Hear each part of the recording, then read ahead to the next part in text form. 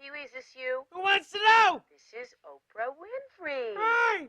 Hi. Hi. I just wanted to say, Oh, it's Christmas in the Playhouse, and we're gonna have a lot of fun. Merry Christmas, everybody.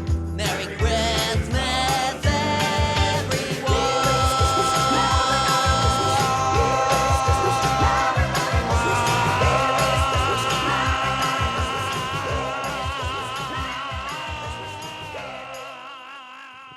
Welcome back to Viewmasters. I'm Ed Doherty, joined by Rusty Stark, who picked today's. It's not a movie, more of a special. Rusty, Pee Wee's Playhouse Christmas special. I want to know, when did you discover this? Uh, Believe it or not, somewhat recently, about 5 years ago when Jen introduced me to it when we started dating. Jen? Wow, I'm shocked by this because we did Pee Wee's Big Adventure. It was my first time seeing it. I thought you were such the expert. Yeah, I thought so too. I mean, what a letdown I am. And we're just getting started with this too. I have to say though, I'm ashamed of myself because I did watch Pee Wee's Playhouse as a kid, and I'm not quite sure how this episode evaded me. Wow. Did you watch Pee Wee's Playhouse? No, never. Oh, really? I had a long-standing aversion to live-action things on Saturday mornings. I was obsessed with Saturday morning cartoons. Mm. It was my safe space. And whenever it would transition to the live-action stuff, I always resented it. I think you preferred your Saturday morning cartoons filled with what? Smurfs, Snorks, Monchi-Chi. I would wake up at like 5 a.m. and watch like the weird like claymation stuff from like the 50s. And it was always so sad to me. I don't even know why. It's like not even like I enjoyed it that much. It was just like a time to be alone and like eat a lot of cereal like on the recliner. Yeah, I think Pee Wee came on around like 11 or noon, right? Came on a little later. I think it was 11, and I'm pretty sure it was CBS, right? Am I crazy or? It sounds right. I think it was CBS. But this aired on I believe on a Saturday night, right? Well, I know it aired on December 21st, 1988. Yeah. Do you know what else happened on that date? Why don't you tell me? It was the same night as the Lockerbie Pan Am Flight 103 bombing. Wow. Yeah. So I mean, I don't know who. That's probably why I missed Pee Wee's Playhouse Christmas special. The Lockerbie bombing, the deadliest terrorist attack in British history in the UK area. Yeah. I mean, it killed all 243 passengers on board and the 16 crew members. I think. Still a mystery. How is that though? Didn't Gaddafi take responsibility for it sometime in the 2000s? He did in like a carefully worded statement, and they paid compensation. That sounds like admission to something. I mean, I think so. There's a really interesting article. Actually, there's a great Frontline documentary series, a three episode series called "My Brother's Bomber," which Mhm. I highly recommend. It's about a guy who his brother was in the bombing.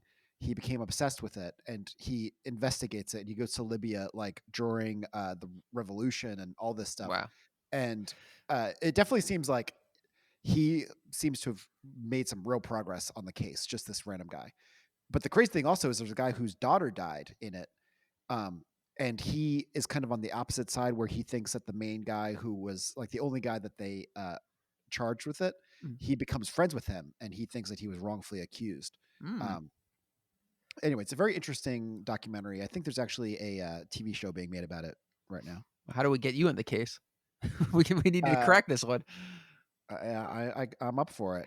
I'm up for it. I think one of the craziest things I read about this was that large sections of the plane crashed onto residential streets in Lockerbie, killing Yeah. 11 people on the ground. Imagine that.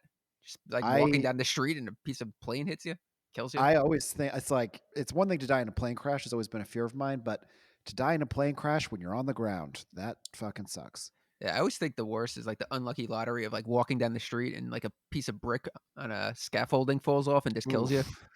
Yeah. How often do you Yeah. look up when you walk? You're walking down the streets of LA.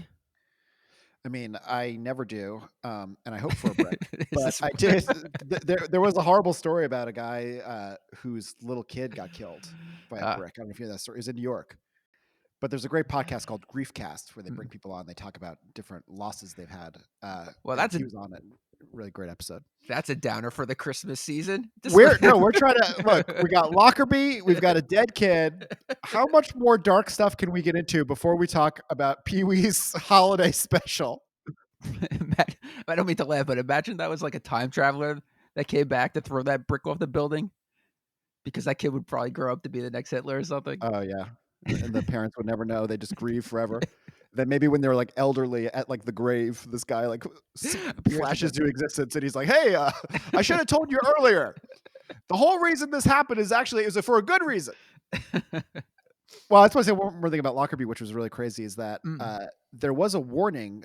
Did you see this? Like 2 weeks before it happened, a guy called up and basically had like the exact scenario that was going to happen. Wow. And he told, and actually like the authorities took it seriously and put out all these warnings, but it still slipped through the cracks.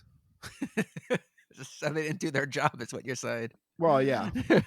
But they could have just ignored it, because it was a guy saying like, "Oh, there's going to be like a Finnish woman who's going to carry it." Because I don't remember the exact story. I believe that it was supposed to be like a woman who didn't know it was like in her bag, right? Yeah, I think it was something like that. So let's get into it. Pee Wee's Playhouse Christmas Special. Yeah, I wish I had this on VHS growing up. I had Rudolph. I mean, we didn't have much as a kid. We had Rudolph, Frosty, Charlie Brown Christmas. I would have loved to add this into the mix. It's sadly that's still my lineup, except I've eliminated Frosty and Rudolph. I just have Charlie Brown now. I still think Rudolph holds up. I like it. Rudolph is lost to me forever. I don't remember if I told this story or not, but last year I had a Hinge date that came over and she decorated my tree, and it was just so awkward. I can't remember if I told this story before, but it was just so awkward. It's so clearly not a connection. I had nothing to say to her, and then after she decorated the tree, we should have just called it then, but I was like, do you want to watch like Rudolph or something? And we go upstairs, start watching Rudolph, and I remembered it being 20 minutes long. It starts out, and every voice is like so piercing. It's like, "Hey, Rudolph, are you gonna go to the?" It's like, "Oh, I don't know if I will." And I was like, "Oh my god!" And like I hit like the how much time is left button, and I was like, "Oh my god, this is an hour long." Yeah. And the girl is just like looking at the TV, clearly like, "Well, I know I'm not getting murdered, but this guy is horrible." And I was just like, after like 15 minutes, I was like, "Well, I'm getting tired. Why don't we call it a night?" Do you think she was just like, is he going to try to make out with me to this movie or this show? That would have been. That would have been weird. Like, I think she knew that I wasn't going to, but I mean, imagine that. when Donner's is like, we're not going to let Rudolph play in any reindeer games. And you're like, hey, baby, you want to make out? Oh, it was so brutal. Yeah. But back to Pee Wee's Christmas Special. It's just so much fun for kids and It really adults. I just absolutely love it. If I put this on, we would have been married by now. Now you know. Now you know. I have to say, it was very much sensory overload, But in a good way, right? in a great way. It's like, But I don't know how much of this. I watched this twice, and the second time I watched it, you had a stroke. I was like, "Wait a second, did that happen the first time?" Because there's just so much to see here. It really appeals to you, like your kid's sense. I wonder what a kid's thinking. This like must be like sugar overload. Oh yeah, I mean, it's leaving for some reason. It's leaving Netflix December 17th. Yeah, it's fucking So horrible. there's only going to be a short amount of time for anyone who's listening to this to watch this. So check it out. Just has become tradition for Jen and I. We watch this every Christmas, maybe multiple times because it's such an easy watch. It's just, I don't know, the colors about it, the celebrities. I mean, Yeah.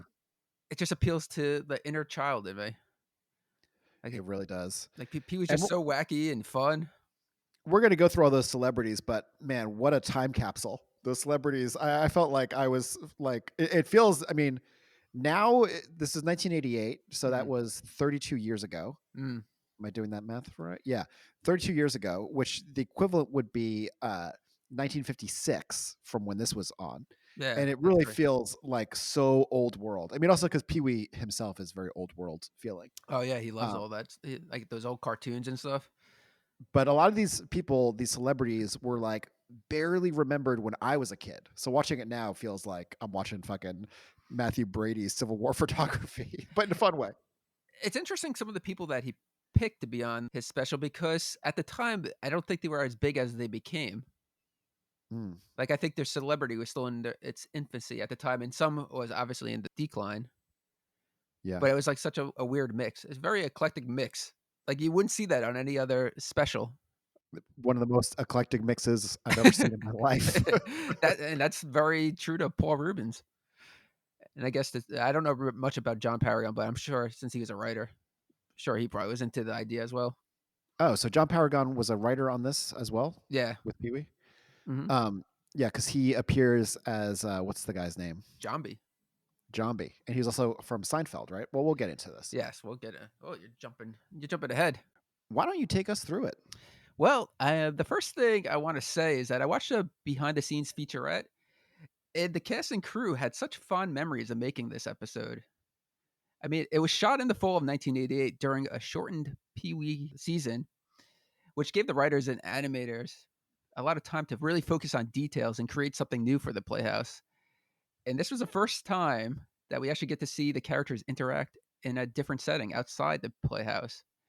I bet you not one kid even noticed all that work. I love to hear it, though. I wish I could have been there.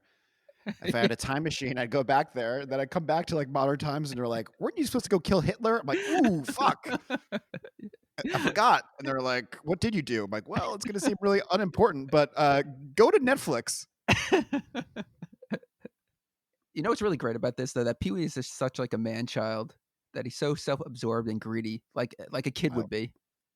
It's probably why he appeals to kids. I really appreciated that, having finally seen Pee Wee's Big Adventure. Mm-hmm. Big Adventure, yeah. Pee Wee's Little Adventure.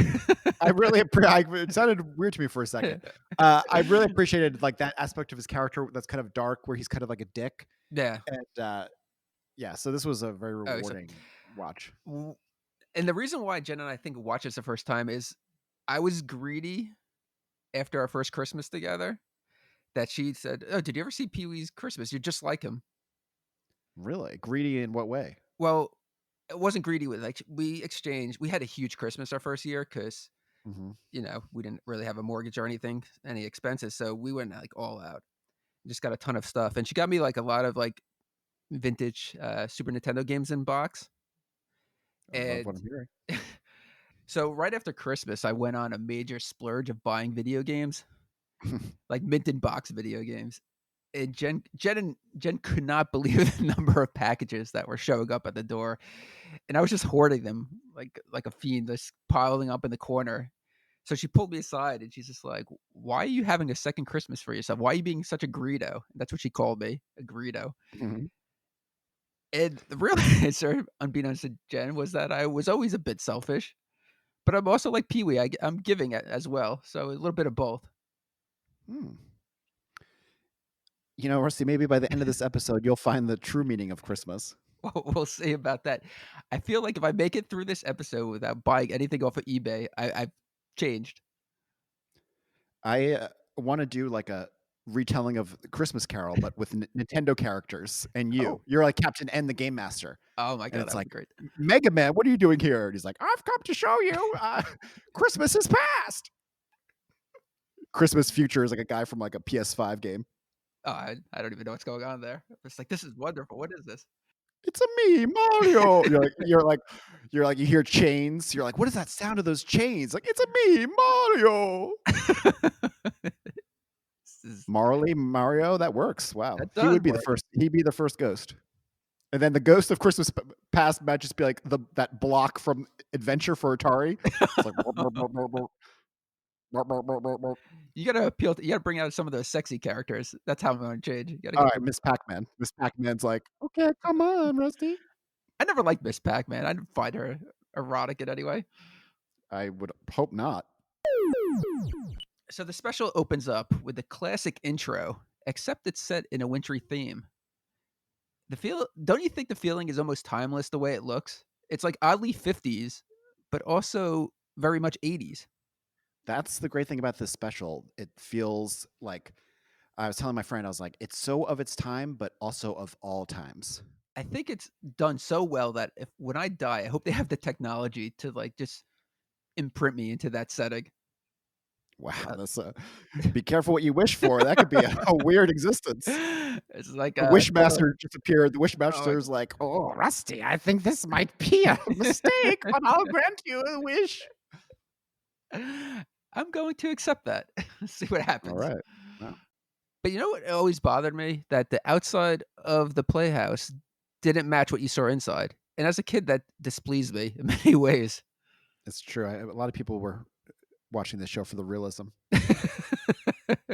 Didn't you hate that though? Like as a kid though, like say if you were watching Full House and you see the outside, and then when you see the interior, it's like there's no way that's the same house. In a weird way, I was kind of a dumbass who never put shit like that together. Maybe it's the inner artist in me. I don't know. All right, so now we're inside the playhouse, and we're treated to the melodious singing of the Marine Corps Choir. Mhm. They're doing a Christmas theme ode to the playhouse with goodwill and merriment to everyone. I have to ask, what did you think, or what did you do when you found out that the Marines were not actual Marines? I suicide bombed the Marine barracks in Beirut. Why does this episode have to be so dark? This Christmas This episode is so We're dark. like, what's the episode where they talk about terrorism the most? Weirdly, it's Pee Wee's Playhouse Christmas special. I was Not I quite. was really wondering if it was the Marines or not. I was kind of glad it wasn't. I didn't want to see the military involved in Pee Wee's stuff, you know? You want to keep your military and Pee Wee separate. Yeah, church and state. Stay out of kids' television. You know, watching this though, Jen in typical Jen fashion, she's like, "How many of them do you think are dead?" Imagine all of them. Some like horrific accident afterwards, they were all killed. Wow, the plane ride back. Well, I guess they were the UCLA choir, so Yeah, there was no well, plane that's really ride. fun. But you know, I mean, looking at these guys, like there was a nervousness to them as they were singing. Oh yeah, But once I found out they were UCLA students or the choir, there were some of them looked seriously old to me, like in their 50s. Like there was one guy, I don't know if you know, but he kind of looked like Craig T. Nelson from Coach, but with a mustache. Mhm. And I was just like, this guy's probably only like 30 at the time, but he looked like he was in his late 50s.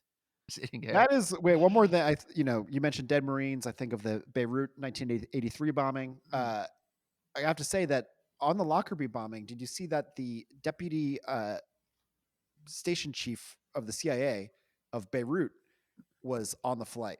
That's like a bonus if you're like the terrorist who put that bomb. You're like, That's I had no idea. We got a CIA guy. Whoa! That's a way to phrase it. A bonus. I mean, from their perspective. Yeah. So they were celebrating that one. I mean, they must have been like, didn't think that was going to happen. It's true. It's like when you get an extra order, you get an extra item in your Amazon Fresh delivery. You're like, This wow. this episode could become a drinking game. How many dark things we'll say during a Christmas special? Oh, that'd be great. And then at the end, the person dies of chokes on their vomit. Right now, my nieces are listening to this episode. They're like, I really thought this was going to be one that we could listen to, but it's sounding bad. Oh, is this our clean episode? No, it's already been ruined. This has been. We've already tainted Christmas. That's going to be the Karate Kid, although there is a connection to the Karate Kid to this, which will be Really? revealed later. See, this is not in my outline, so now I'm really interested to hear this.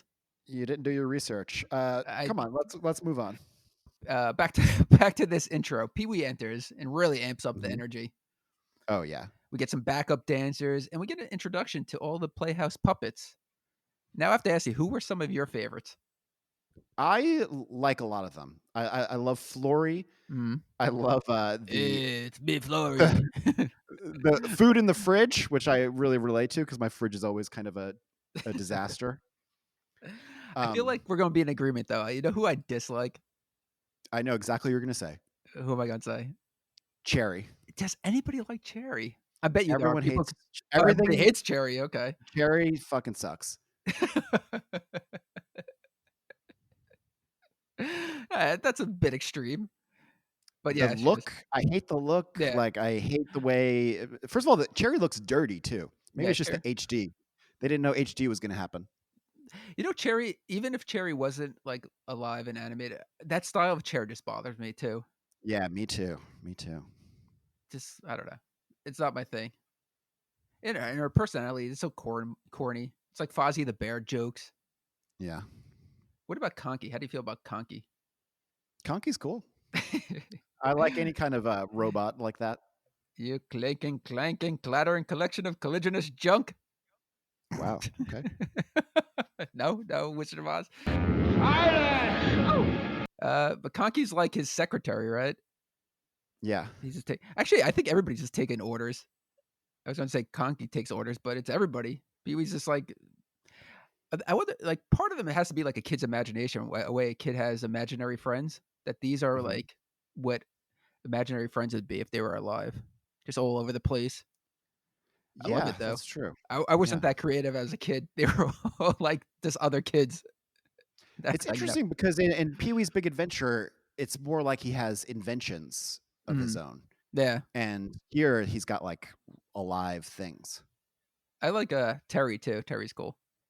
Hey, Pee Wee. Oh, Yeah. Pterri's awesome. Yeah, I love any kind of dinosaur. I love all the puppets, like the little kid puppet who's like, "Hey, Pee Wee." Randy. Hey, Yeah. Pee Wee, you're never going to know what's coming next. Yeah, I do like Billy Baloney, which is actually a puppet that Pee Wee controls. If you remember that segment, I don't think there's much to discuss with Billy Baloney, but I love him. Hi, everybody. Pee Wee's not here right now. So now, it's the Billy Baloney Christmas special. You know what I want to ask you though, if that they actually did try to hire the Marines to do the special, which they had other engagements. I know you don't want your Marines involved, but I was surprised to find out that you could actually hire Marines or the Marine Choir to, come to your event. I mean, I think this is a good opportunity for you to maybe hire them next year and serenade you while you decorate your tree. Wow, I know. Next year I'll try to get another Hinge date to come over decorate my tree, and I'll be like, Yeah, "Hi, the Marine Choir will be singing." And she's like, "I'm alarmed."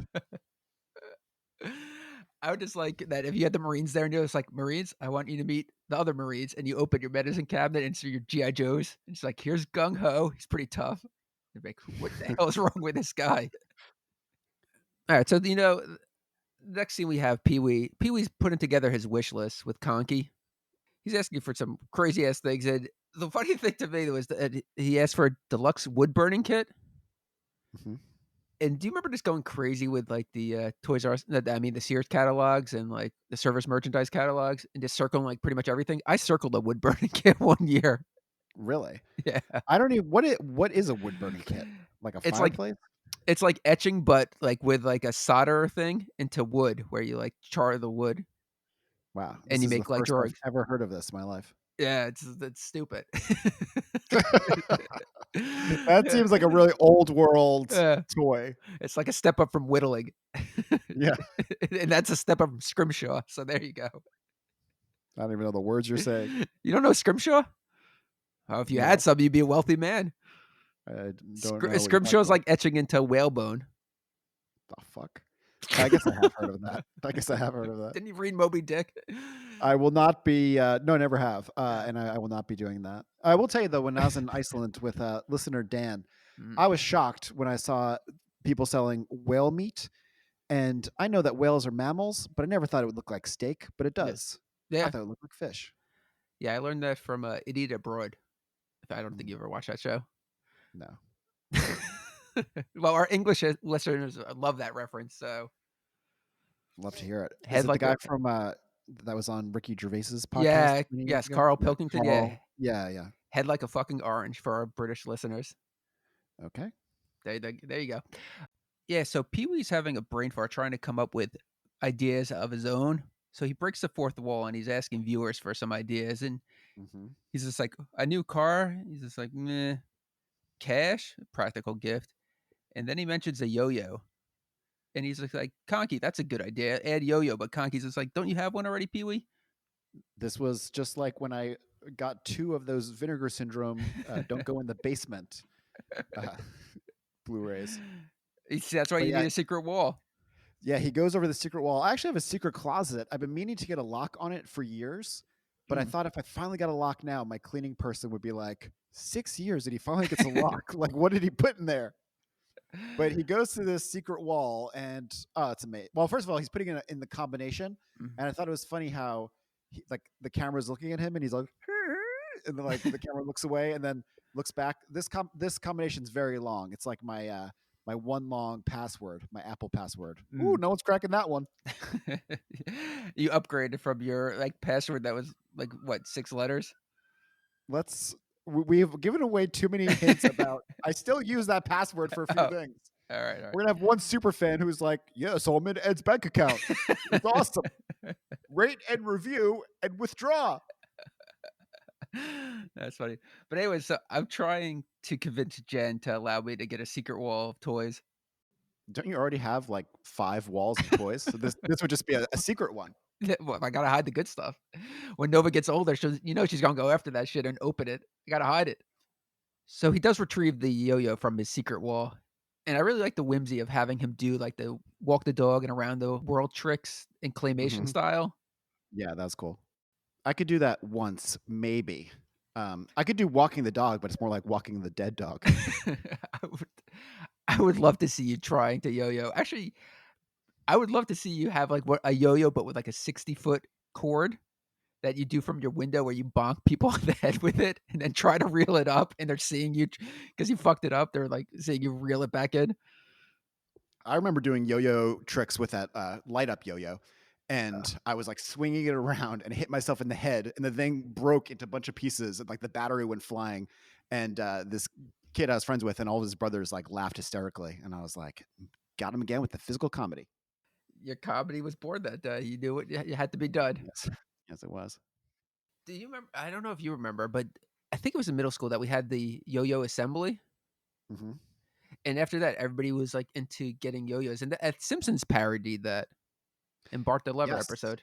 yes. I just the other day saw someone mention this, and they were like, "Oh, remember in the early 2000s when there was like a yo-yo assembly?" And I was like, "What are these yo-yo assemblies?"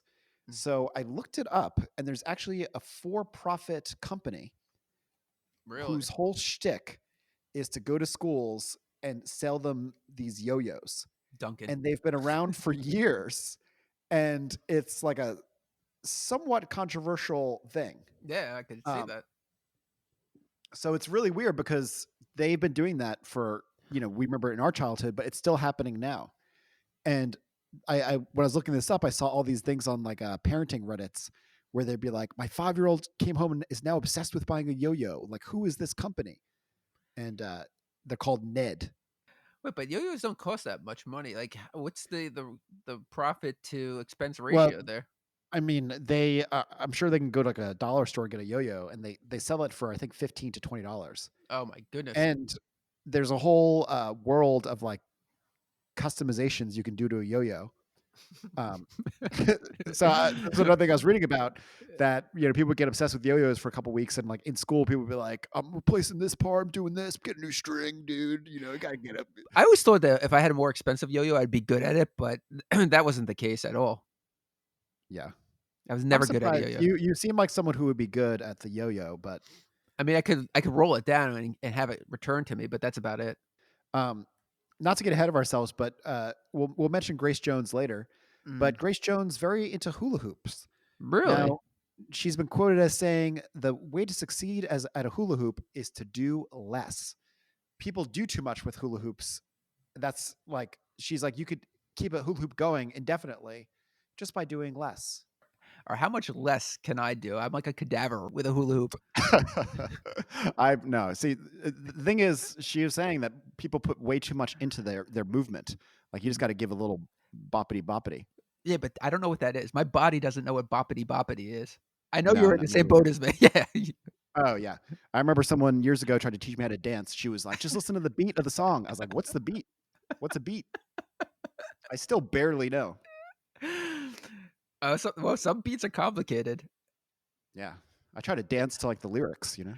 I could find the beat, but I'm so busy finding the beat that I'm I'm completely unable to dance. Like it doesn't work for me.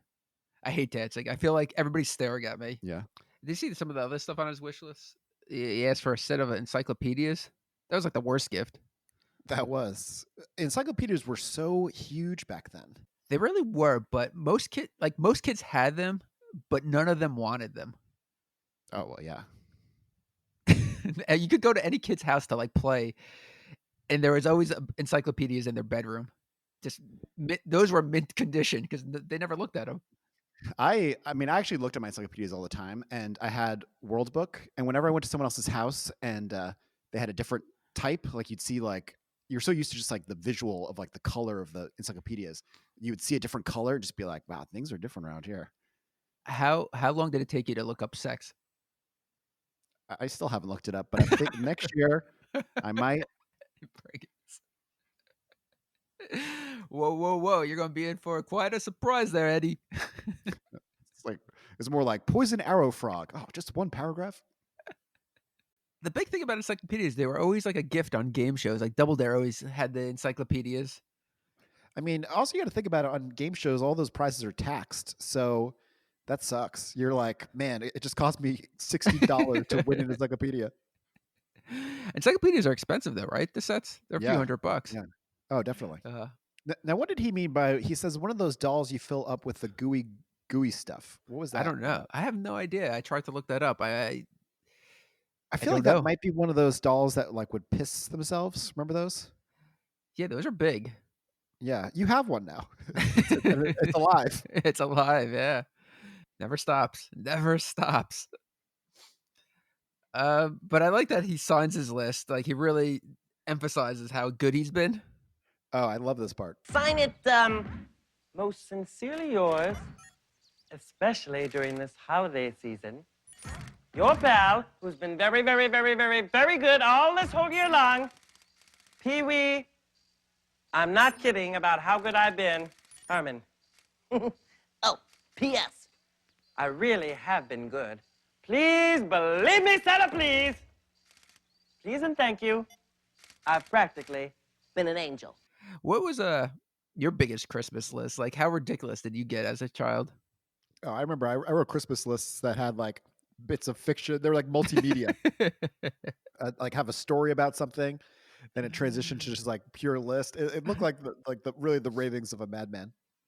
It was really, really fun though, that time period of like making your list, but then like revising it, adding addendums to it. Oh yeah, and the thing is, like, I put so many things on my list I didn't really even want, just to have like a long list, just to Oh. be surprised by things. But then you would get those things sometimes and be like, oh man, why did I put that on my list? What was something you always wanted that you never got? I mean, the most cliche thing is the GI Joe aircraft carrier. I don't even know that I ever wanted that though. You knew it was Um, like not going to happen. Yeah, there's always things that were like, I don't know how to put it, like advanced electronics that I'd want. Like I always wanted, or I think I probably mentioned this already, but I always wanted Teddy Ruxpin. Mm. And there was also like a different Teddy Ruxpin that was like an elderly bear.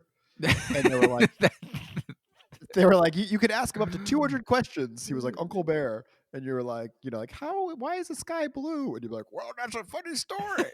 I always wanted that bear. What if you asked that elderly bear like really like existential questions like what is death, or is there a god, or did that guy really get drawn and quartered from Faces of Death? I wonder what the bear would have done. His head would have exploded. The bear would have been like, well, first of all, that's Faces of Death 4, not part 1. I really wish Rusty would stop making that mistake. Wait, but you could really ask it any questions like that? It said Or- you could ask up to like 200 questions. So Oh, so you had to like have the book and see, so you couldn't Yeah. get complicated. the crazy thing is that that Teddy Ruxpin and that bear, like they were actually made by like a real robotics company. Like it was like a, like the toy company sold it, but it was part of like a robotics program. If you would have told me as a kid at that age, like that technology wouldn't have progressed much more in terms of talking bears, I would have not believed you. Oh yeah. It kind of fizzled out after Teddy By Ruxpin. 1990, it's going to be crazy. Yeah, didn't really happen. You got that Robo Dog thing, but that was about it.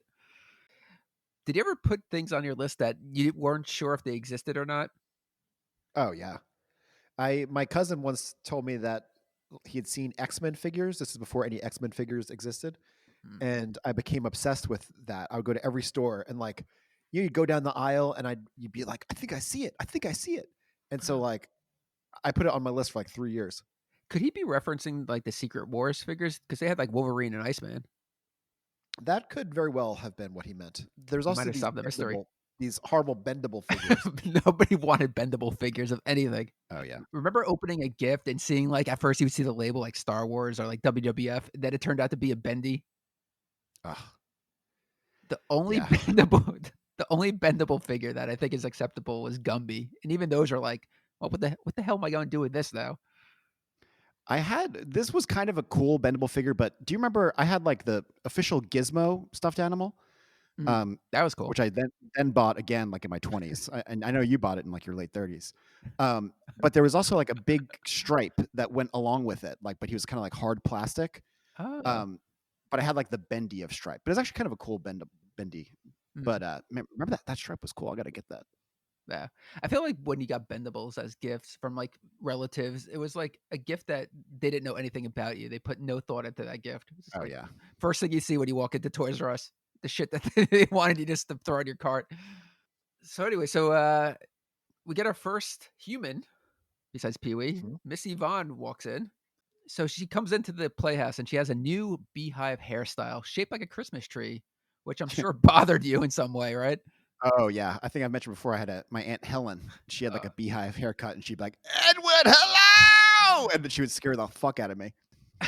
but did you know that the lights in her hairdo, they overheated and nearly burned her where the crew had to rush in and remove them from her so she didn't get injured. Not quite the Wow. magnitude of Lockerbie, but still could have been tragic. Yeah. Not exactly a John Landis situation, but unpleasant for sure. You're bringing that up. What happened with that again? That was Michael Jackson, right? With the commercial? Oh, I wasn't even thinking about that. I was thinking about when he cut off Vic Morrow's head. Oh. I thought he directed the Pepsi commercial when Michael Jackson got burned. But yeah, you're Wow, if he did that too, this guy's out of control. This guy's like the Ted Bundy of film. yeah, you would start to think that it was deliberate. Yeah, that'd be a weird cover of like a serial killer who's like people die in his sets every film.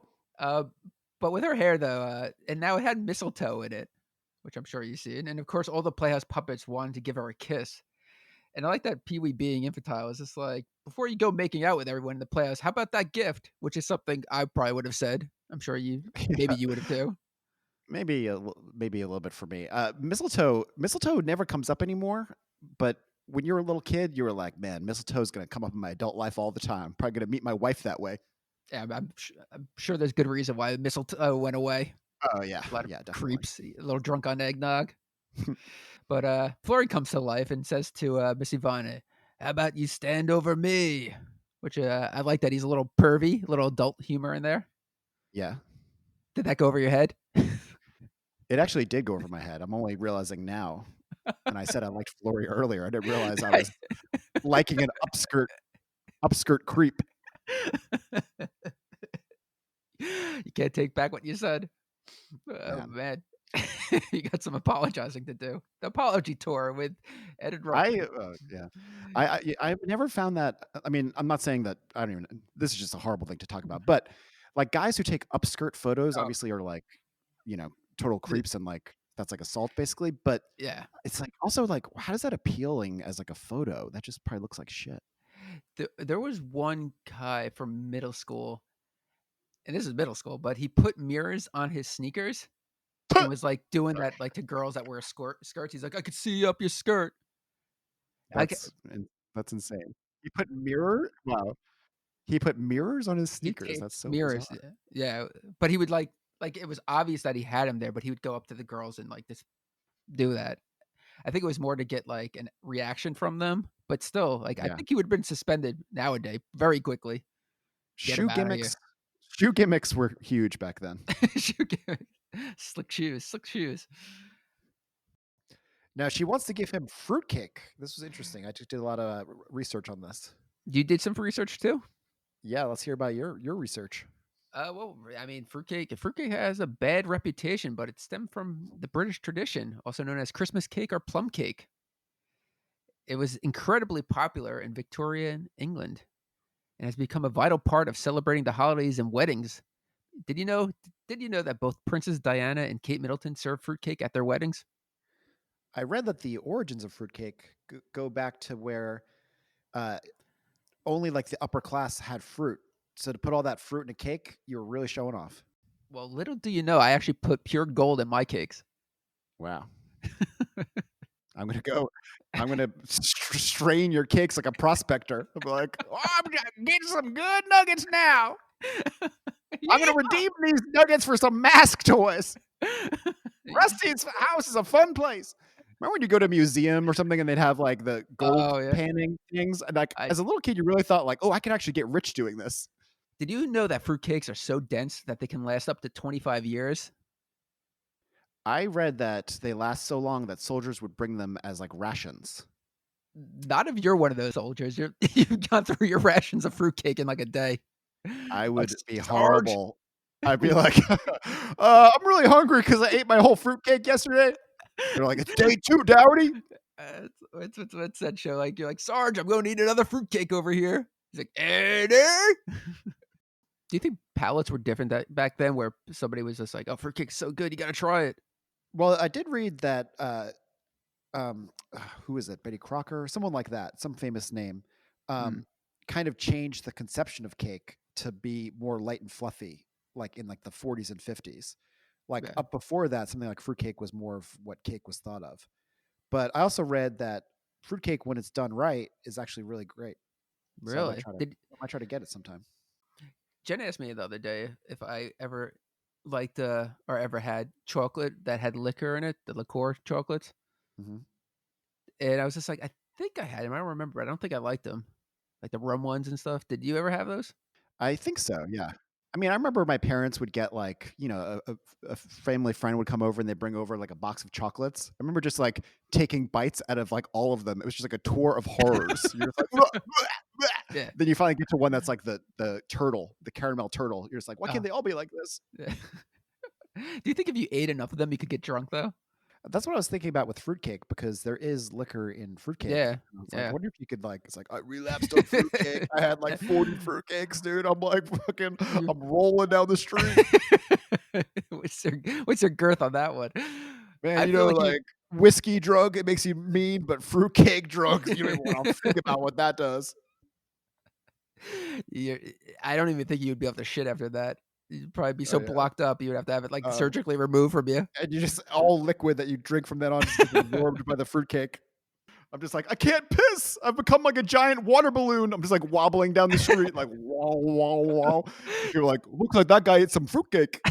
but you're going. I wonder if you have to go up to people and be like, you have to help me, man. Like a snake bite, you have to suck it out of me. Like, who's this freak? Oh, that's really disgusting. Honey, I had a weird day. I sucked the piss out of a guy who ate too much fruitcake. Oh gosh. It had to be done though. You didn't see the guy; he was going to die. I'm the city's most disgusting hero. That's the headline. He's the city's most disgusting zero. So then we go to the food in the fridge. They're having a great time. I like this section. These guys are partying. It's not like my food in my fridge. My food is like, why are you letting us wilt while just consuming LaCroix? That's not a way to live. I can't even imagine you having food in your freezer. In my freezer, no, there's no food. Weirdly, the only thing I have in my freezer, well, I have some frozen fruit which I do use for smoothies, but I've had the same French fries in my freezer for the longest time. And I'm like, of all the things, you would think I would have eaten the French fries. If we get 5-star ratings, you'll eat those French fries. Whatever it takes. I'll stick them up my butt. But this claymation sequence, I mean, Pee Wee's Playhouse used a lot of claymation, but I feel like claymation, is it somewhat of a dying art now? Because they used it a lot in like the 80s. I think it's had a little bit. I mean, if you include stop motion animation in claymation, then I think it's had a bit of a resurgence. But definitely the 80s were a boom time for it. Yeah. And I mean, I think it's the California Raisins, which debuted in 1986. The California Raisin Growers Association, Rusty, commissioned this ad campaign. And paid off. It paid off huge. It was all the brainchild of a guy whose name I can't remember, except I remember he was 31 because I was like, you bastard. He came up. He said, "Let's have these raisins singing." I heard it through the grapevine, and it was an immediate smash. It's hard to even comprehend the popularity of these fucking raisins in our No, they modern had. era. I mean, they had their own cartoon. They had toys. Yeah, They had stuffed yeah, animals. They had. I think they like had cereal and stuff yeah, tons or of like something. T-shirts with like slogans on them and shit. Oh my And god. I think also claymation. I might be wrong here, but it kind of feels like the '80s. You know how they were doing the '50s nostalgia in the '80s. Like I Mhm. feel like they brought back a lot of shows like Gumby and stuff like that. Oh Um, yeah. that probably fed into this. Was it Wallace and Gromit 80s or was that later? Is the guy's name is Nick Park, right? Is that his name? I don't know. He joined Aardman in the '80s, and I'm pretty sure his first uh, work for them was in 1989. I see. So definitely getting his start around then. But yeah, the California raisins eventually, the ad campaign just became too expensive. The growers were making they were they were spending more money on the ad campaign than they were making growing raisins. So it Oh was time to really? say goodbye. It was time to say goodbye to the raisins. Bring him back. That's why they kind of vanished abruptly. Like you would think that they kind of went through it like a organic rise and fall, but actually it was kind of a rise and then a smash into a wall. Yeah, they like went off and died. And remember that horrific game, the Grape Escape board game, where you smash grapes? That's what happened to them. I don't remember that, but sure. Well, they tried to cash in on the California raisins, but it was like a little too late. And interestingly, the California Escape. raisins, Yeah. they were Will Vinton, I think was his name, um, a famous stop motion animator. But I remember reading a long article about how he got forced out of his company, and Phil Knight of Nike gave the Mhm. company to his son. Like he became like an investor, and then he kind of took over the company. But then that company became Leica, which is kind of a respected. They made Kubo and the Two Strings and a variety of other good films. So look, you never know.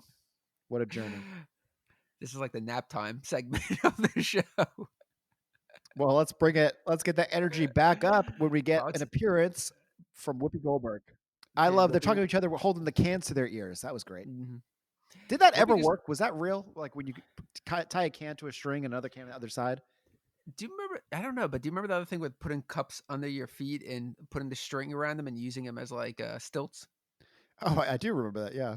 Yeah, that was like the other thing. What kind of cups do we use to actually stand on without them shattering when you're standing on glass? I mean, that's like something I don't think I ever saw in real life. I think I saw it in like Uh, Rugrats. I think it was on Romper Room. They would do that. Romper Room. Wow, that's such a vague memory of that. I bet if I put Didn't, that on YouTube, I'd have a fucking mental breakdown. didn't they wish you happy birthday? Me? Not that I Yeah. recall. I thought you were one of the kids at the end that got the happy birthday. I really don't think of my parents. I mean, in one way, my parents did put a lot of shit together. Like when my Mhm. dad had the famous basketball game against the New York Jets. Do you remember that story? Have I told that story on No, this? no, what happened? Tell the Uh, story. my father wanted to put on a very special event at his school where he was principal, so he somehow got the New York Jets to come play the teachers in basketball for like a charity tournament. The teachers versus the New York Jets, Wow. and but instead He's of like, like trying to keep it fun, my dad tried to like inspire all the teachers, and he was like, "We can win this thing. We can do it." And they went out there and they were like throwing elbows, and the Jets at first were like going to go in and just be friendly. But once they started like getting elbows, like Mark Gastineau was like throwing my dad into the bleachers, like he just destroyed them like 100-0. like Altoon. Is Altoon there? He might have been. I feel like he was a little later. That's like the South Park episode where they play like the professional hockey team and they just like beat the shit out of them. Yeah, that Does is that actually happen to you? that is a lot like what it was. That's impressive that he was able to organize it, but Oh yeah. so unimpressive that he tried to take advantage of the situation and beat the Jets. Yeah, it was. I mean, I feel like that is something that I also do, where it's just like, oh, you made this thing happen, but it's like then you took it a little too far, and now you're on the ground bleeding. And Mark Gastineau is having roid rage over you. It's like, Oh my god. Mm. um, Whoopi suffered from dyslexia. Dick Yeah, that's a real. Excuse me. Yeah. Whoopi suffered from dyslexia. Hold on, I can't say it. Dyslexia. I'm usually the one that can't say anything, right? Hold on. Action. Whoopi suffered from Is this a bit? How do you say it? Dyslexia. Say dys? And then Lexia. Lexia. Okay. So Whoopi Goldberg, she Yeah. suffered from dyslexia. Yeah, that's a real shame, people that get picked on for things you can't control, like me with my enormous dong. Hey, She thought her name was Pow. I'm bombing over here. Oh boy. Because other kids called her slow. She did. She hated school. The craziest thing though that I found out was that Whoopi Goldberg got pregnant with her daughter when she was 18. Mhm. When her daughter was 14, her daughter was engaged to be married. And at first, Whoopi was shocked by this, but then she grew to accept it. So her daughter was married at 14 Wow. and gave birth to her daughter at 16. So Whoopi Goldberg became a grandmother at the age of 34. As a I can't parent, believe it. I think that's insane. Imagine that. Yeah, that is crazy. You're in your 40s and you don't even have a kid. So Yeah. And no prospects. no prospects. But the interesting thing about Whoopi Goldberg was that she is one of 4 female actors to win an EGOT, as well as a BAFTA and 3 People's Choice Awards. Wow. Now you're probably saying, how did she get an EGOT? She got for Emmy. She got an Emmy for The View. Mhm. She got a Grammy for Best Comedy Recording in 1986. She got an Oscar for Ghost and a Tony for Thoroughly Modern Millie. Now, Who I knew see your, Whoopi was that? What? oh, it's very impressive. I see in your notes you say, who are the other 3 women? Mhm. Parentheses, don't cheat unless you can make it funny. I didn't cheat. I think I know one of them. Go for it. Liza Minnelli. You are incorrect. What? Yeah. Who are the other 3? I should have known. I knew one of them because there's an award named after her. I know Helen Hayes, Okay. but I feel like I should have known this one, Audrey Hepburn. Damn it. Okay. And then the last one, which I feel like we both should have known, Barbara Streisand. Oh, wow. Hold on. I'm texting her. Congrats. Just heard. Do you know what other tidbit I have about Whoopi Goldberg? Yes. Before becoming a comic, she had a series of odd jobs in the 1970s, including a bricklayer. But she was so good at that job that the bricklayers union asked her to join. So I wonder if she does that in her spare time. But she was also a phone sex operator and was also quite good at that and said that she made decent money doing that. Imagine being one of the people that called her and like years Yes, that's so funny. and like years later, like you're married now and you're like Whoopi Goldberg becomes famous and you like recognize the voice and you like, tell your wife, that person, that's the person I used to call. She's famous You're like, now. honey, I swear, I know we've been over this, but John Hamm was my waiter and he was really rude to me. That's for super fans. That is. I actually remember the episode. That's from Solange. That's a long time ago. Oh, really? Wow. Whoopi also worked in a mortuary as a makeup artist. Look, I'm not the best, but the clients don't complain. That was a horrible Whoopi Goldberg voice. Oh, that's who that was? That was, yeah. I thought that was just you as a mortician. Oh, boy. What are you doing? I'm Michael Gazzo. Put me away. No one wants this. Oh, man. He's talking about alligator. Oh, we might have to get Lee Gammon back on the phone. Ed, you already love this movie. I do love alligator. I love that. I did like that too. But listen to Alligator and listen to the end. It's quite a good payoff. It is. So Whoopi, I mean, the main thing, Whoopi wants to be part of the show this year. But Pee Wee's got so many celebrities. The guest list is full. I thought this was very funny. This is Pee Wee being a dick, which is my favorite thing. I do like that he's such a dick with no remorse about it. Next year's special is already booked too. I might be able to squeeze you into the Christmas special 2 years from now. 2 years from now? Okay, that's all right. Would you do that? I'm not promising you anything now, Whoopi. Well, of course, I understand that, Pee Wee. But I appreciate this, that you're thinking of me and everything. And I just want to say Merry Christmas, and I'll see you in 2 years. Maybe. Yeah, right. Maybe. Bye. Bye. Man, Whoopi, I mean, I'm glad she's at EGOT. She has been famous and relevant for how many years? Jesus. Mm. Yeah, she was pretty big. Sister Act was like a huge movie for her back in the 90s. I feel like she was huge in the 80s too. And I mean, even though we don't watch The View, I mean, Yeah, a lot of people do. yeah, she does some other stuff. Does she still do comedy? I think so. And I think she's going to be on the new season of Picard. Yes, Not that I'll be watching that. that's a shocker. No, I don't. I have no interest in the modern Star Trek stuff. If they could bring back a show of your choosing as your Christmas wish, what would you bring back? Like a revamped version of something? I mean, I don't know about revamped, but I would seriously do anything for another season of Peep Show. Really? Just give me that. That one seems possible though. They often talk about how there could be a season 10. See, I'm surprised they didn't go with something where like one of the cast members is dead, like like Lee Gammon bringing back Mr. Belvedere with Christopher yeah. Hewitt. I've done some black magic to bring back the show My Sister Sam. That's too dark. If anyone got that reference, drink. And then keep drinking so you forget what a dark joke that was, because that's offensive. Or you could get out the Ouija board and conjure up her spirit and find out if that was too dark. No. Don't use it. You're getting involved in some dark forces now. Well, speaking of dark forces, it's time to talk about Magic Screen. That segue into Magic Johnson here. Okay. Yeah, so we get introduced to the NBA legend Magic Johnson. Mm-hmm. What did you think of that scene? It was definitely not my favorite scene. It was cool to see Magic. Not cool that he looked so young to me that I was depressed. Do you think you could take Magic Johnson now in basketball? No. Surely his knees have to be shot. Do you think you have a chance? No, I have no chance. Do you think you could score, like, if every point you got was worth 10 points and you're playing to 20 and every point he got was 1 point, do you think he'd have a chance?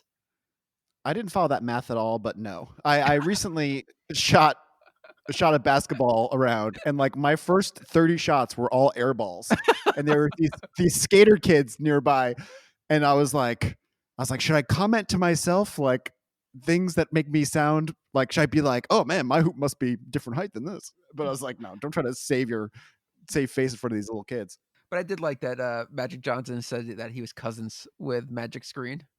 Yeah. It took me second viewing to get it, but that's about it. I really appreciated it. But I wonder, like, why Magic Johnson? Was Paul Rubens a fan, or he just knew that Magic Johnson was huge at the time? I think he was probably just such a huge figure in LA also, Yeah. And man, I got to say, once you turn 40, every single person you see, you're just like, he looks young. He looks really young. Every time they showed Magic Johnson, I was just like, he looks very young. Yeah. I mean, when they filmed his scene too, they only had an hour with him. Oh, wow. You could see that like his clothing looked like that's like what he wore there. There was no costume. I mean, that definitely looks kind of like what an NBA player would wear. Yeah, he just showed up, did a segment, and left. Went and played a game later on that day. Wow. But yeah, I mean, a lot of the celebrity appearances were short. His wasn't the shortest, but like he didn't really have many lines. So I guess. Yeah, I mean, that's what I love. It makes it so kinetic. Yeah, I mean, unlike our research for this podcast, which is quite the opposite. Our research is more meticulous. We're like Gandalf when he's researching the ring. We're like poring over old scrolls. We're both just going to IMDb and Wikipedia. Your world books. You're like, I got to get out the world books again. Grace Jones. Let's see what they have on her. Next, we got Giambi. Yeah, we couldn't have a special out Giambi. John Paragon. But Pee Wee's been so greedy that he forgot to decorate the Playhouse.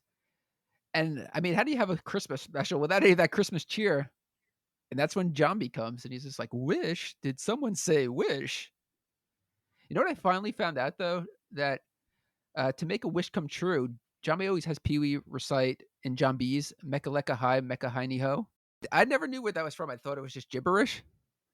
but it's supposedly from Jewish prayer based on a blessing and cursing of the children of Abraham. Make up your mind.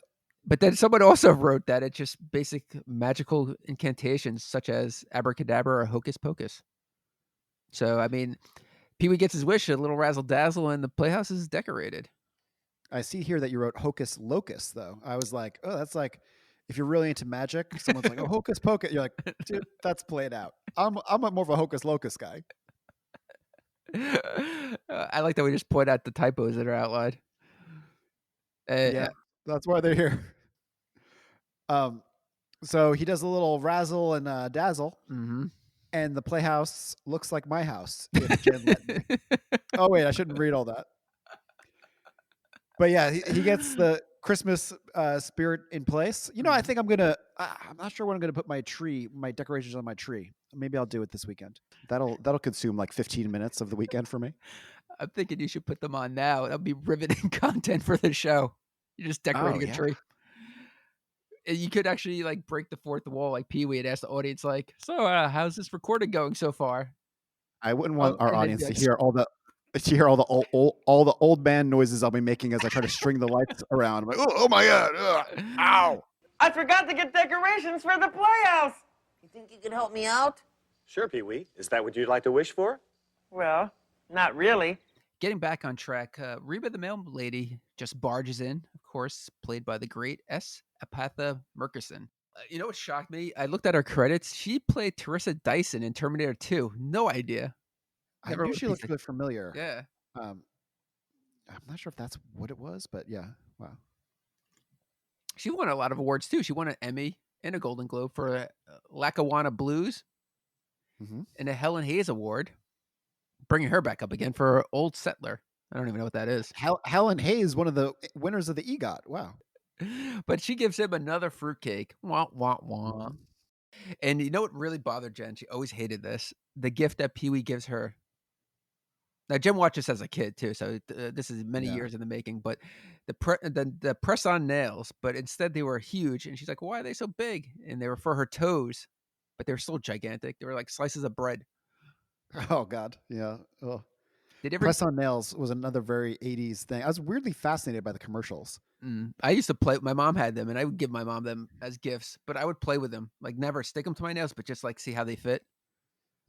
As my parents like watched like lifestyles of the rich and famous before like the good shows come on, I would play with the press-on nails. Wow, that really brings me back. But anyway, so she delivers this huge package for Pee Wee, but she realizes she made a mistake, and it was supposed to go to the White House. But they open it up, and it's Grace Jones, who you mentioned before. Yeah, Grace Jones. You might know her from episode 2, Vamp. Oh, yeah. What was that about? Tell me the plot of Vamp. Conan the Destroyer, she's also in. Yeah, she also dated Dolph Lundgren, who was her bodyguard. And she dated, I can never get the guy's name right. Who's the guy? He's friends with Arnold, but he's not the guy who just died.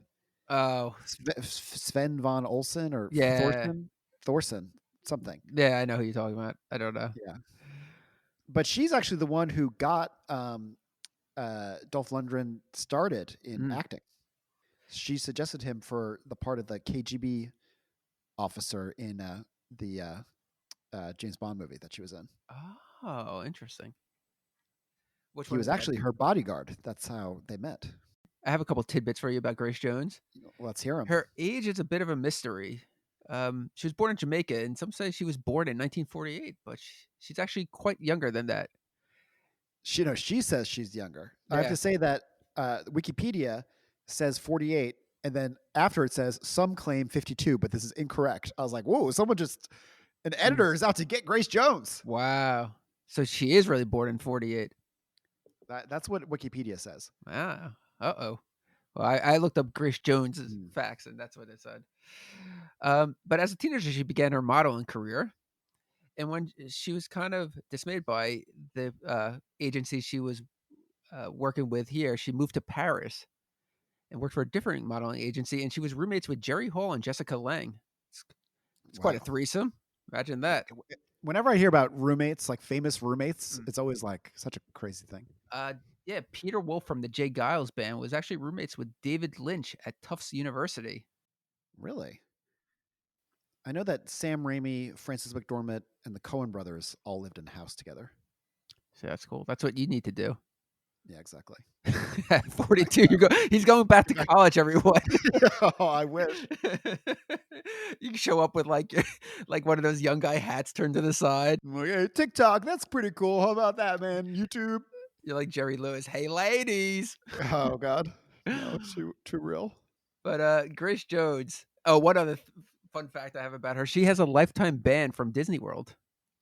I saw this. I know. I want them to lift the ban. Yeah, at a performance. Well, she's known for her stage shows being a little raunchy, where she'll strip off her top or whatever. Mm-hmm. At a performance at the downtown Disney House of Blues, she pulled her top off and then proceeded to light up a joint. Disney was not amused by her antics, and her ban has not been lifted, as you so declared it should be. Yeah, it's gonna be. Well, I'm glad to hear you're doing some pro bono work for Grace. It's like I've looked for the right cause for years, and now I finally found it. The next year, you'll be getting Pete Rose into the Hall of Fame. I'm going to do it this year. I have the numbers. For some reason, his face always bothered me as a kid, so I will not be doing that. No pro bono work for Pete Rose.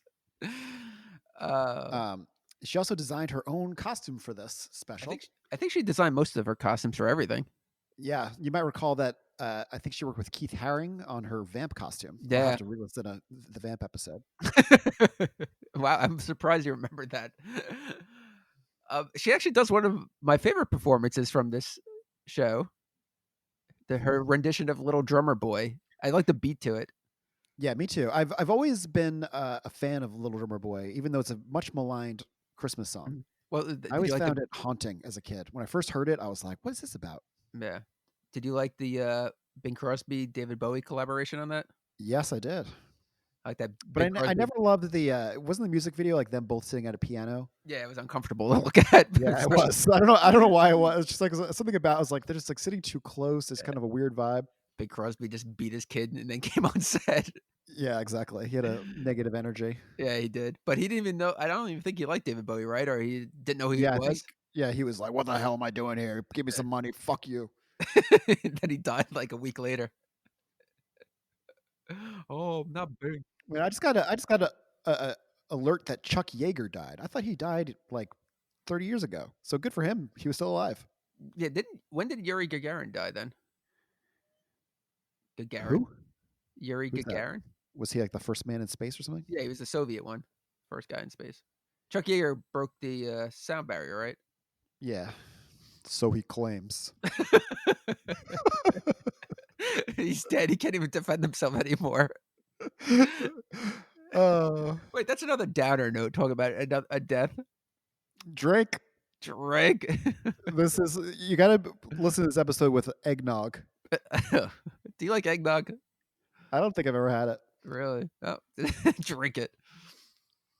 But she finishes her song. Actually, this is a throwback to fans. Pee Wee does the tequila dance from Pee Wee's Big Adventure during her performance. Oh yeah, which is pretty cool. I mean, you must have been going nuts. I was doing the dance both times I watched it.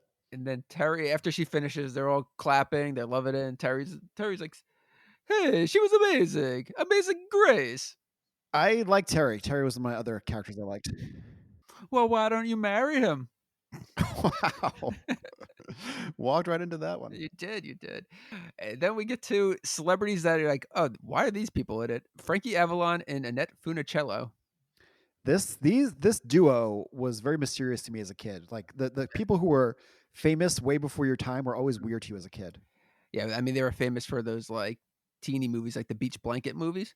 Yeah. But do you remember, like, how you were saying before how like the 80s like did a lot of throwbacks to the 50s? And they brought the Beach Blanket Party or whatever it is back. Yeah. And Pee Wee Herman was in that movie. Oh, yes. I remember. So I'm sure that's how they formed some kind of friendship. I mean, I think Buster Keaton was in one of them. Yeah. His last role was How to Stuff a Wild Bikini, which was one of those Annette Funicello movies. He must have really hated himself for that one. The movie is called How to Stuff a Wild Bikini? Yep. That's horrible. I don't know. Well, if you knew the answer to that, maybe. I mean, I guess I should watch the film because I have no idea. I know he was actually in a couple of those beach blanket movies, so I don't know what happened to Buster. Poor Buster. Now, Annette Funicello, was she Gidget or was that someone else? That was Sally Field. Was Gidget. She was one of the first Mickey Mouse Club kids. Hmm. Not But impressed. for some reason, remember like the late '80s Gidget show, like Oh, I thought you were talking about the Gidget original Gidget. Returns, or Oh, I think she was like the mom on that then, right? yeah, I think so. She's like dressed up as like a little kid, like a young kid, like I'm Gidget. But it runs in the family, Rusty. And Frankie Avalon Jr. Was an actor, or is an actor himself. Mm. Now he has an appearance in The Karate Kid. Believe it or Oh, not. there it is. He is one of the random friends who's at like the beach party, like in the early scene where Daniel meets Elizabeth Shue. Mm. Um, Was he with? So he wasn't with the Cobra Kai. He was. no, with no, the, no. He's with Freddie, the guy that Ah, befriends Daniel at the beginning of the film.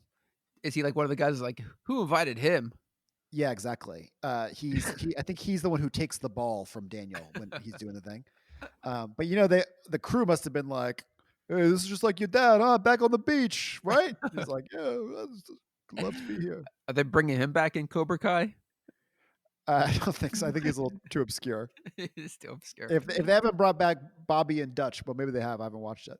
Mm. But Oh, don't talk about Dutch. That was one of my childhood crushes. oh wow, Bobby was one of mine. We could have double dated the Cobra Kai. We're dating these 7-year-olds, but it's okay. They're like, yeah, like, first of all, like it's weird because I'm not gay, but also like you're 7 years old. No, it's cool. We're gonna play joust. Bobby, are you really good at karate or what? That's not my normal little kid voice. I'm crying over here. Oh my god, just thinking of that. Then Cher comes in. Yeah, Pterri. Let's hear your first. I'm waiting for this first question about Cher. What, that she came and filmed her? Oh, my first question about Cher. Is Cher Yeah. attractive? Because she's considered like a sex symbol. Yeah, I was really wondering this. I recently watched The Witches of Eastwick for the first time. Have you ever seen that? No, I haven't. Good. Directed by George Miller of Mad Max, Wow, I Road didn't Warrior, know Fury that. Road fame. Interesting. And you really feel it. Like you're like, holy shit! Like I have to say, for the first 45 minutes, I was like, how have I never seen this film? Like this feels like a classic. Mm. Jack Nicholson, but then it just kind of peters out. And Oh, you get really? sick of it. Yeah. And in a very annoying role, Veronica Cartwright, you know who that is? Yeah. Yeah, she's from Alien, right? Yeah. Yeah. In a role that I bet it's based on a book. I'm blanking on who wrote the book, but someone really famous. Someone really famous. I want to say John Updike, but I could be wrong. John Updike. Okay. It really peters out after a while. You get sick of it, and then by the time it's over, you're like, "Fuck that movie." But the first 45 minutes, I was like, "Holy shit, this is a lost classic." Oh, that's a shame. But I was wondering during that film, I was like, "Have I reached the age where I'm now attracted to Cher?" But it's hard to make sense of her in a weird way. I don't know how to explain it. But I just want to say you were correct on John Updike. So, good job to you. Yeah, hell yes. I would say I've never been attracted to Cher. I always thought she was kind of weird, but for some reason in this segment, like I was just like, okay, I get it. Like I could see it a little bit. If they come through that Playhouse, I want to fuck them. What character? Hey, Chairry. Hey, Chairry, you're going to need a little reupholstering when I'm done with you. Wait, you're fucking Chairry now? Look. Oh, Eddie. Don't tell me you haven't thought it. So you're in a relationship now with a talking chair. You have to like lug her around to weddings and parties and be like, and explain like, yeah, this is my partner, Chairry. She's cool. It's like someone goes to sit on her, you're like, whoa, that's my wife. So rude. If you're sitting on Chairry naked, you're leaving like shit stains on her. You have to constantly clean her off. The way Chairry looks, if I'm sitting on Chairry naked, I'm getting scabies. Again.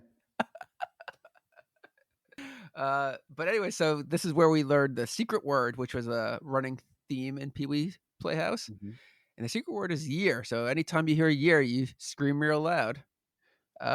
For our episode, what's our secret word? Lockerbie. So anytime you say Lockerbie, gotta go Yeah, crazy. you scream. Yeah. You know what's sad about that? They say a lot of the people on the plane were alive until they hit the ground. Is that true? Yeah, Wow, you've read. I read that. Yeah, Oh, that's horrible. that's why from now on, whenever I fly, I wear one of those wingsuits. I'm always like, So you I'm light always up. like, you guys are laughing at me, but if this thing goes down, I'm flying off of my own. I always wondered that, like with 9/11, like in one of the towers, if you were one of those people on like the 100th floor and you had a parachute, could you jump out and survive, or it wouldn't work that way? There were people that jumped out with like, various improvised parachutes that didn't work. But I do think that if you were like an experienced base jumper, Mm. you probably could do it because they jump from Like lower heights the than that. structures and stuff. But I'm wondering, like with the smoke and stuff, would you just get lost in the smoke and just go into the wall, into one of the buildings? I mean, that is what would happen to me. Or I would land and be like, I got out, and then like rubble would land on my head. That's terrible. King of cartoons, everyone. Let's get some fucking Yes, fun in this yeah. one. Oh, you know what was great about the King of cartoons? He didn't bring a fruitcake, did he? No, I did not. He brought 2 fruitcakes. I love that. I lost my mind. I think the King of cartoons, I think he was the actor in Blackula. Oh, okay. He looked familiar. Oh, I'm surprised you don't remember him. He was your first confirmed kill in the Monster Squad. Wow, that's our first. That gives it a whole racist. We're not a racist gang. I didn't mean it to be that way. Our first kill was Blackula. That's so offensive. We were But- we were hunting for creatures and haunted dolls. We were not even trying to kill humanoid monsters. But he was evil. What if he was super evil and he came across? Even if he was super evil, we're not going to kill him first. We'll kill him like 10th. Okay. Well, We'll be killing monsters in proportion to their percentage of the population. mm. Get me out of this. Get eject fast. The cartoon that he plays, though, 1936 cartoon by Dave Fleischer. I think that guy did everything back then. Yeah, with his brother Max. Yeah, Max Fleischer's the bigger name, I believe. Yeah. The cartoon is from Christmas Comes But Once a Year. It's such like a very pre-war cartoon. Like you don't see that now, where there's a deranged like homeless guy breaking into an orphanage where kids are sleeping and assembling gifts. Yeah. I mean, at least the kids got Christmas, right? You're giving me ideas. I might do that for this Christmas. Like, sir, please explain again why you broke into the orphanage. I'm like, okay, well, Pee Wee's Playhouse. It's off Netflix now. It expired December 17th. Don't ask me why. You know, the sad thing is, I'll take it down a notch. Like the sad thing is, those kids probably died in World War II a few years later. I bet. Such I a think we said dark this in a previous episode, but whenever they had like cartoons that featured like a toy factory, they're always making like wooden blocks and shit that looks like crap. You know, it's funny that you mentioned that. I just want to say this quickly, that I get recommendations because I got stuff for Nova for Christmas, and I was looking at like wooden block toys, like the ones that we'd have at like preschool. They were just like the different shapes. I was like, oh, I should get that for her. So The algorithm is know. supposed to be so confused by you. They're like, okay, we thought he was a time traveling 8-year-old from the year 1985. Now we don't know what's going on because he's getting blocks. Sir, it's clear that time traveling is melting his brain. He's aging in reverse. I would love to see a show about that. So we get a weather alert, and it's starting to snow. So Pee Wee's fucking losing his shit. He leaves the room, comes back a second later in this ridiculous snowsuit. This gave me like such warm feelings. The way he was like, "It's snowing," that's really brought me back to that. Being a kid and having like a good amount of snow. Like we would get some good snowstorms in New York back then. Oh yeah. And back in my day, we had snow. It's sad but fucking true. Yeah. But remember, like we would get those fucking blizzards, and you get like 4 feet of snow. I used to always, I think I probably said this before, but I used to always look out my bedroom window at the street light because that's like where you could see the snow passing by. And if it was still going at like midnight, I'd be like, oh, good. Maybe no school tomorrow. Yeah, you know what's so magical about being a kid with snow? Like, it's not like you had a job or you had to go out and drive. Like, it was just all fun and like wonder. It's just like, oh, I could go Oh, and yeah. like sleigh riding. I could go build a fort, or I could do whatever else, have a snowball fight. But nowadays, it's just like, fuck, I have to shovel out my car, I have to try to make it to work without crashing. I bet. You In a lot of know, ways, the pandemic's like, I'm going to give you a snow year. yeah, funny that you mentioned that because we're actually supposed to get like a foot of snow in a couple days. What? Wow. That's very exciting. It's so magical. Jen's so excited for Nova, even though she's 8 months old. But she's just like, oh, Nova's first snowstorm. She's not gonna remember it, but I was just thinking to myself when Nova's a little older and that like magical, Wow. that magic of having snow and doing whatever you want to do. I'm like going to tag along with her when she has like friends and just be like, Nova, tell them I'm your cousin, and just show up. And they'll be like, Nova, who's that gross old perv with you? It's just like, yo, girls, I'm her cousin. Wow. Sledding on those hills that seem like mountains as kids, and now they're just like little bumps. Yeah. Oh, I don't know. I've seen some areas over here that's pretty steep. Oh wow. Yeah, I'm go looking for it. forward to it because I feel like once you have a kid, you could do that shit without embarrassment again. Like I Mhm. could go sleigh riding now again, and I could like help her build a fort or whatever. I mean, if she wants to hang out with me, I don't know. Maybe I'm just trying to tag along. After she listens to this podcast, she might be like, "Oh, Daddy, I don't know." I feel like you're going to show up. Nova's going to be like inside, like on her iPad, and you and I are going to be sleigh riding and building shit in the snow. That's definitely plausible. Jen will be like, "Boys, come on in. I have the hot chocolate ready for you." Oh, I actually just bought hot chocolate. I'm going to have that after this. Hot chocolate Exciting. with Ed and Rusty. We'll be back after a word from our sponsor. Let's go out and play in the snow! Great, let's go! Did we finish making all those Christmas cards, Frank, Annette?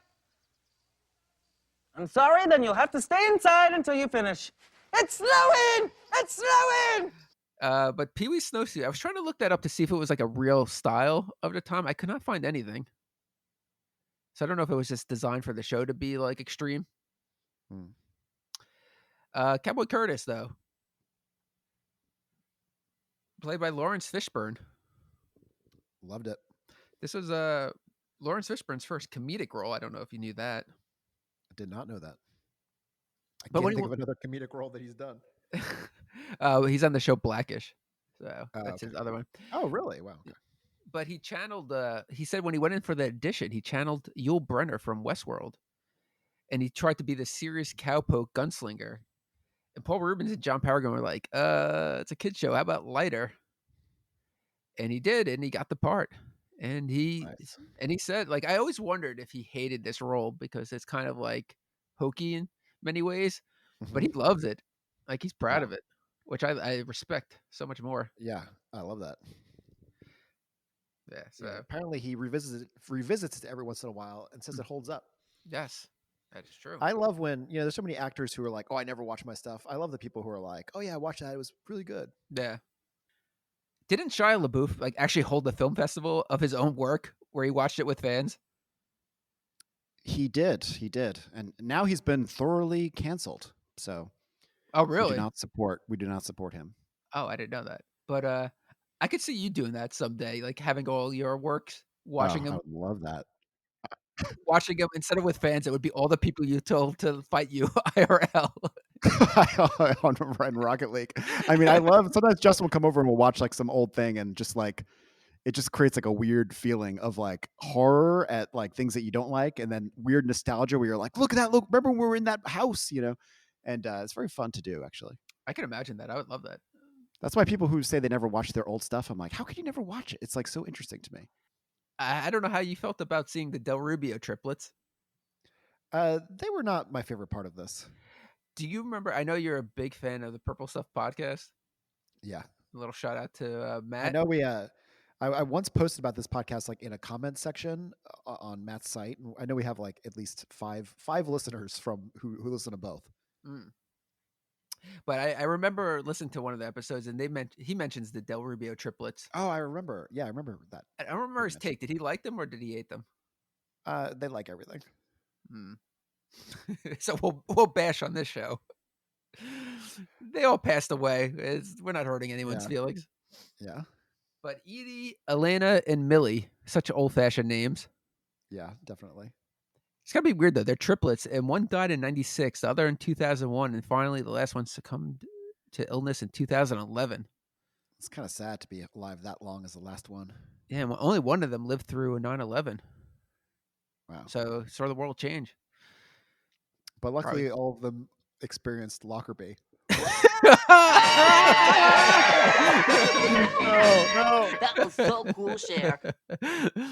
I wonder what they watched that night. They're like, should we watch our appearance on Pee Wee's Christmas special or the news? With Lockerbie going on. Man, I wonder if they broke into this to give the news, or if that was later at night. I I don't think know. it's probably later at night. I'm not sure. But something about the Del Rubio triplets look like, were they trying to be mildly sexy? I'm not sure. I don't really know what they were from. Like, what was their deal? Well, I'm glad you asked me that because I have some interesting facts for you about the Del Rubio triplets. Okay. Their surname is actually Boyd, and they originally performed as the Boyd sisters. But did you know that they're the direct descendants of Pocahontas? I did not know that. That's pretty interesting. And their great aunt was Woodrow Wilson's wife. Quite the lineage with the Boyd sisters. That is, and also I'm no expert, but I'm pretty sure that Woodrow Wilson is the president who had like a stroke or something. Yeah. And his wife was actually the president, like for real, like for like a year or something. Yeah, that's correct. Wow, there you have it. Educating. So, wow. We're educating right now. And then meanwhile, I watched those triplets. I'm like, who are these weird old ladies? That are scheming you out. They're more connected than you'll ever be. It's so true. But they're, like I said, they were performed as the Boyd sisters, but they changed their stage name, referencing the color of their hair. Rubio in Spanish means blonde. Oh, okay. And you're probably wondering, how did they become famous? They initially performed as a nightclub act, but later their celebrity grew and they appeared on television shows such as Bob Hope Presents, I think, Good Morning America, and The David Letterman Show. Oh, okay. The last one's cool. Yeah. They also appeared on legendary sitcoms such as Night Court, Hanging with Mr. Cooper, Full House, Golden Girls, Married with Children, and Peep Show. And Peep Show. No, I'm fucking with you on that one. I'm just checking to make sure you're listening. I was gonna say the only legendary ones out of that list is Golden Girls and Peep Show, but Really? No Night Court? no, I mean I like Night Court, but I would never watch it again. So you're saying Golden Girls is like the only one that really holds up? Oh yeah, by far. And Peep Show. Well, of course. But I think that's pretty impressive. And we're just dismissing these ladies. Yeah. Well, It's now true. you know. Walking in the winter wonderland. I really thought the whole ice skating scene with Little Richard was really, really fun. It was. Being out there on Watching people watching go. people ice skate. Watching people ice skate is very satisfying, and watching people ice skate in like this weird, small, like fantastical set, I really enjoyed it. I've never actually ice skated on like a frozen pond, only in a rink. How about you? I mean, I feel like when I turned 3 years old, my mother started warning me like, never ice skate on a pond. You're gonna fall in. Does that make you nervous? Never even comes up. But I don't think I could ever ice skate on a pond unless I was in like Siberia and I was like really confident. I feel like Little Richard was great in his appearance. Oh yeah, he But really was. But I was thrown off by one line he says to Pee Wee.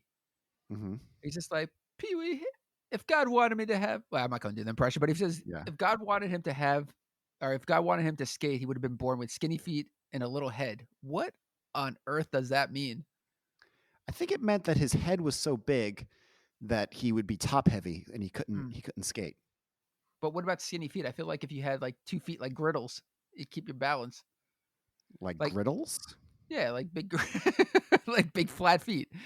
Like think of in terms of He-Man. If you had that leech guy that had the big round feet, that guy Yeah. could stand anywhere. But if you had like the skinny feet like Tila, oh come on, you were going down. You got to stop looking at everything in terms of He-Man. He-Man.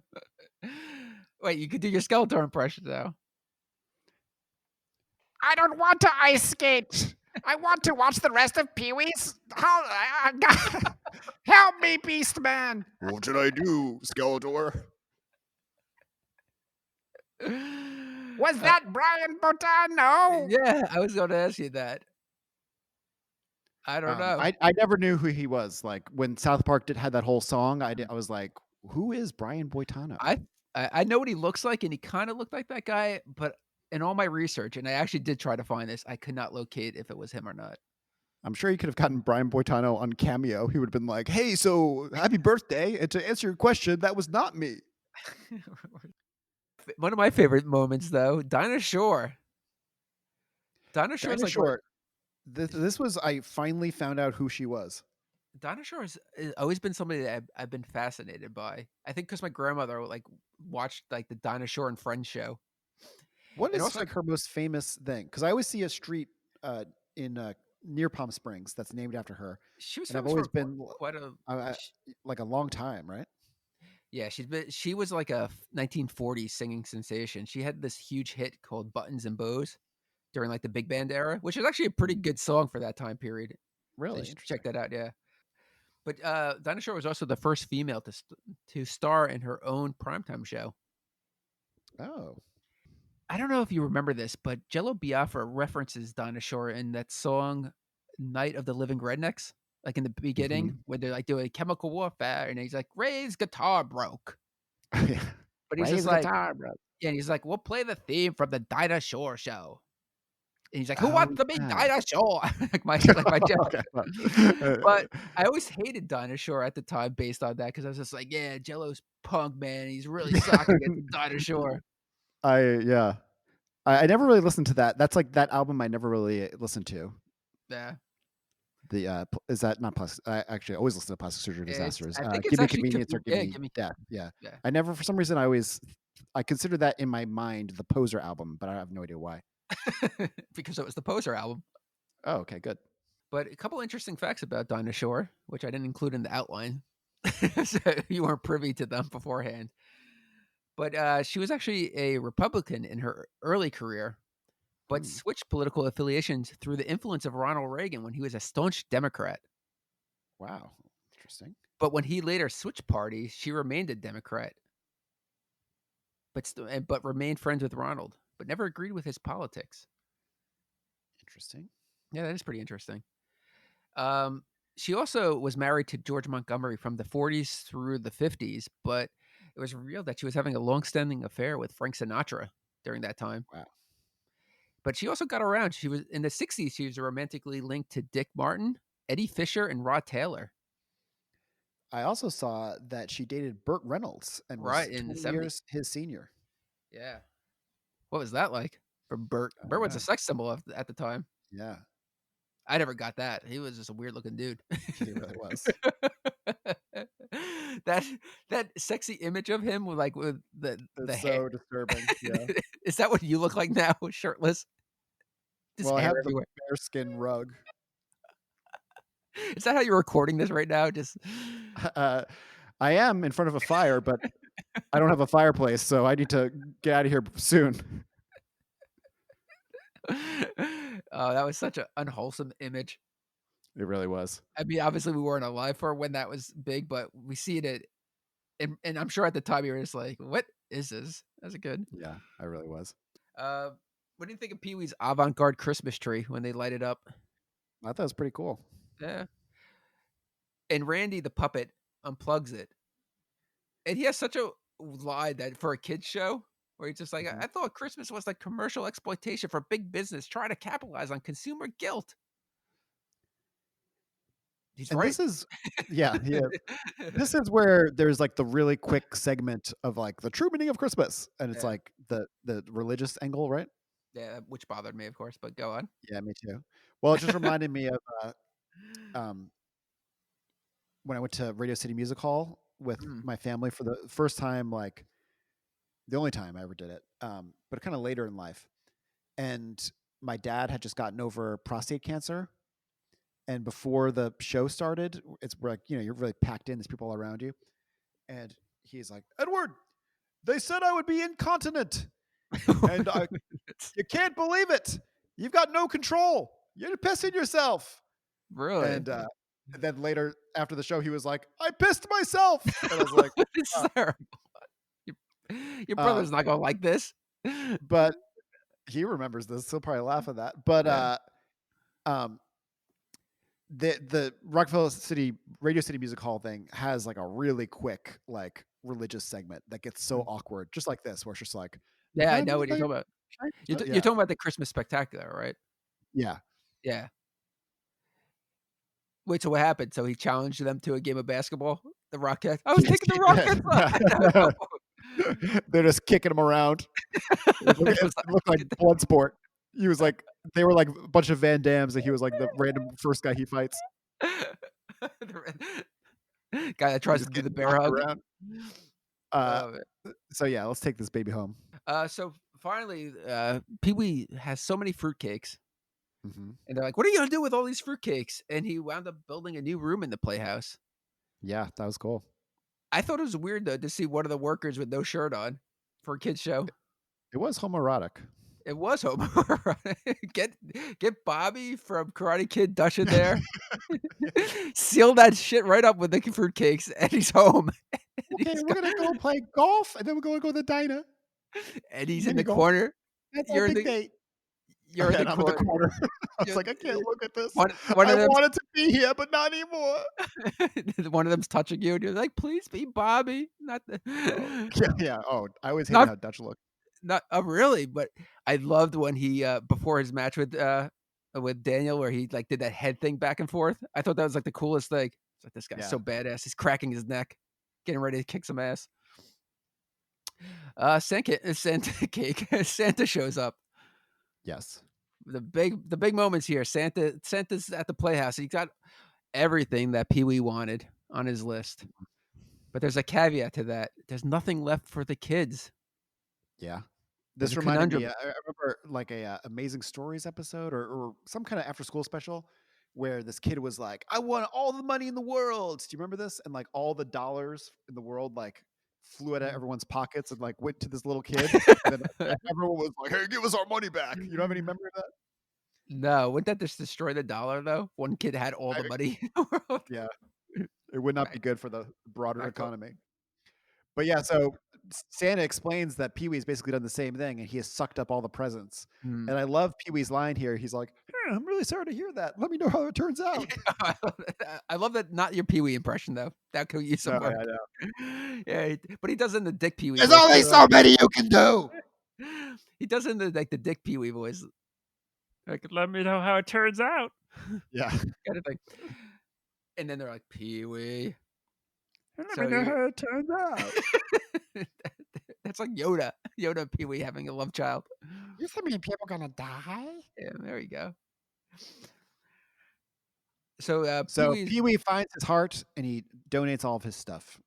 Yeah. Remember when parents would say that to you though? Like if you were asking for too much and they were like, think of other children. Santa has a lot to deliver. Not really, but yeah, sure.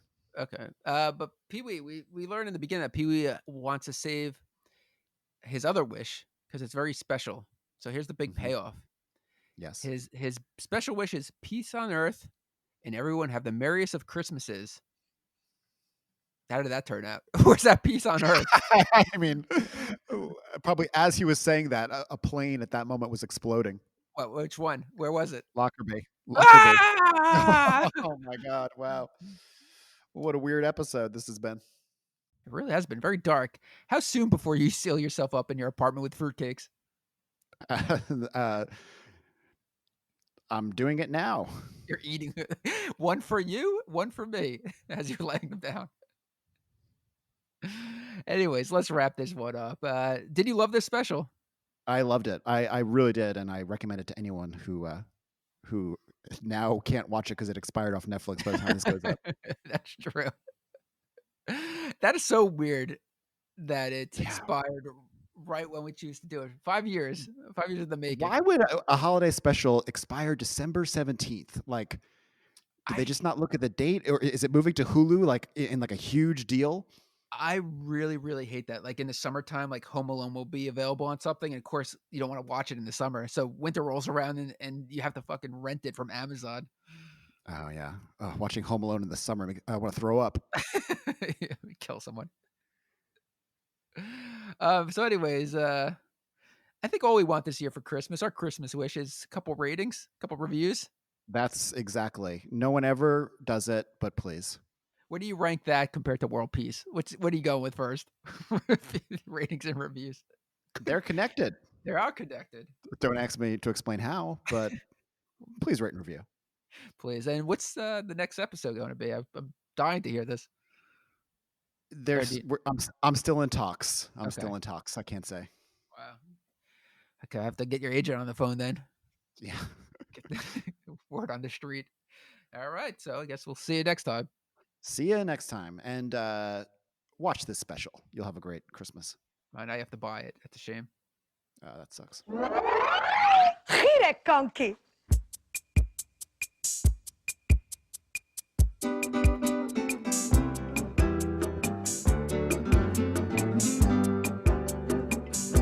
Feliz Navidad. Feliz Navidad. Feliz Navidad. Próspero año y felicidad. Feliz Navidad. Feliz Navidad. Feliz Navidad. Próspero año y felicidad. I wanna wish you a Merry Christmas. I wanna wish you a Merry Christmas. I wanna wish you a Merry